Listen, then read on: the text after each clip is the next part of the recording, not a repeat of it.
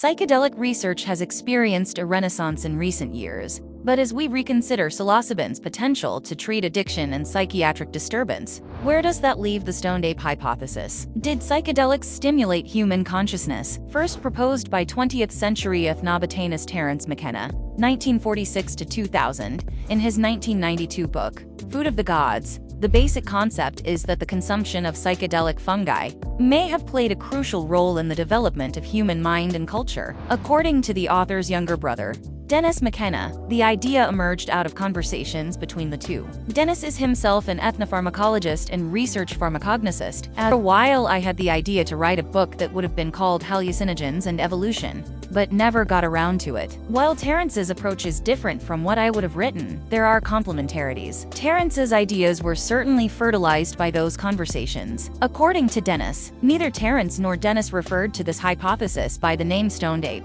which Dennis believes misrepresents the idea and dumbs down the concept. Nevertheless, the name has stuck. In essence, the hypothesis suggests we owe the emergence of language and self-reflection to ancient, sustained consumption of psilocybin mushrooms. The exact timeline for the emergence of consciousness varies, but Dennis believes the process may have begun as far back as 2 million years ago. We know the brain tripled in size about 2 million years ago, and probably the ecosystems which put hominids, cattle, and mushrooms together were around that old. The hypothesis also provides an explanation for the so-called creative explosion that occurred 40,000 years ago in Homo sapiens, prior to their migration from Africa to Europe. It is here that we see an apparent leap in human cognitive ability. For the first time ever, these humans lived in worlds of their own creation, materially and symbolically. Like you and I, these humans were capable of creating worlds in their heads, and then recreating those worlds in the external physical and social environments. Although other Homo species may have efficiently exploited nature, they remained its passive subjects. The key to this major distinction between Homo sapiens and all other hominids appears to be language. While we have no shortage of good evidence in theory regarding the course of human evolution, the leap to self-consciousness remains a mystery. The stoned ape hypothesis offers a possible keystone that appears to fit together with much of the existing scientific evidence in theory. In Food of the Gods, Terence McKenna made his argument based on noted qualities of the psychedelic experience, such as augmented empathy and sensory perception, shamanistic traditions in ancient cultures, and the known and hypothetical range of psychedelic plants and fungi in ancient times. The journey takes us back to the Pleistocene epoch, stretching between 2.6 million and 11,700 years ago, which saw major changes in climate. The changes would have put our ancestors on the move through new, challenging, and bountiful environments. This would likely have entailed major experimentation, much of which would have been harmful, and some of which would have been mutagenic, leading to epigenetic changes. This does not mean that new foods would have altered the hominid genome,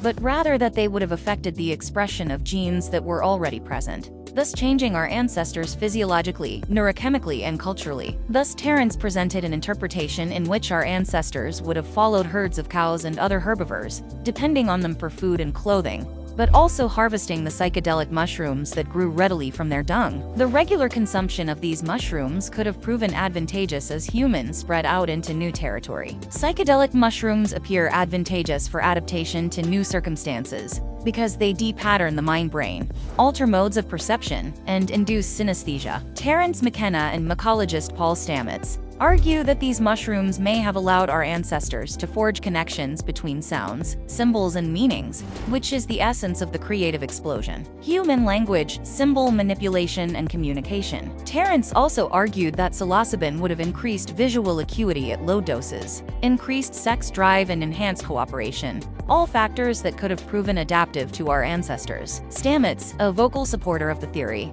has also pointed out the leadership qualities that would have resulted from the mix of bravery and empathy brought on by these substances.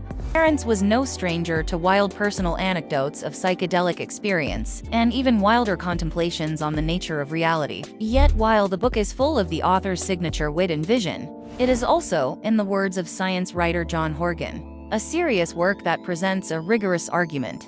I think much of it betrays that many who criticized it never actually read it, or read it only superficially. 30 years later, the idea has more support than ever based on what has been learned since. In his 2018 book, How to Change Your Mind, Michael Pollan called it the epitome of all mycocentric speculation. stressing that its very premise is not susceptible to proof or disproof. The stoned ape hypothesis is simply not the sort of hypothesis that can be taken up by a scientific study. It involves the emergence and nature of consciousness, as well as the true potential of psychedelic compounds, all subjects rife with their own mysteries. However, it's not the only possible explanation on the table. Human intelligence consciousness appears to have been an emergent phenomenon. That is, there were many evolutionary factors, likely unrelated, that nevertheless entered into random combination, and in so doing created a whole that was greater than the sum of its parts. Changes in environment forced societal changes to ensure survival, and these societal changes demanded upgrades in mental capacity. Fire mastery and the emergence of cooking technology improved nutrition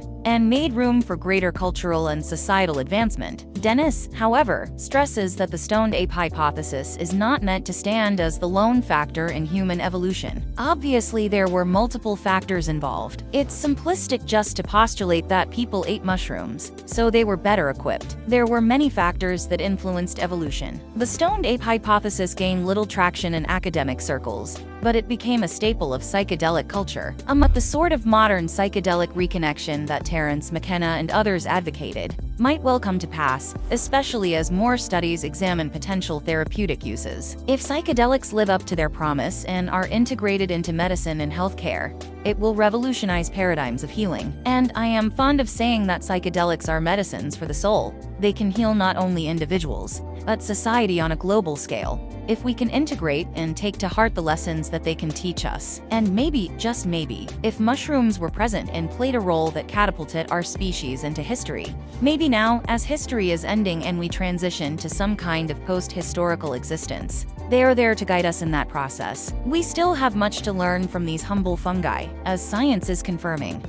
Thanks for watching. See you on the next one. Oh, and don't forget to subscribe.